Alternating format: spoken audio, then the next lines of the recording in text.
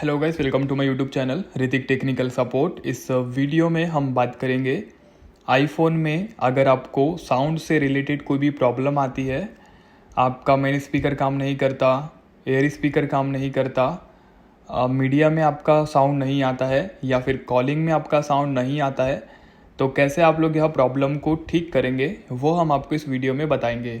Okay, so first of all please subscribe my YouTube channel and press the bell icon. Okay, so जब आपको इस type की problem आती है तो एक बार आप लोग अपने आईफोन को स्विच ऑफ करके स्विच ऑन करके देखिए, हो सकता है आपकी प्रॉब्लम ठीक हो जाए।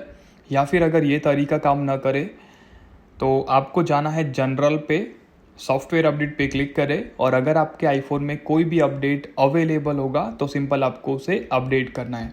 ठीक है, कभी कभी सॉफ्टवेयर में बग आ जाने की वजह से भी इस टाइप की प्रॉब्लम्स आ जाती है, तो आप लोग अपडेट चेक करिएगा।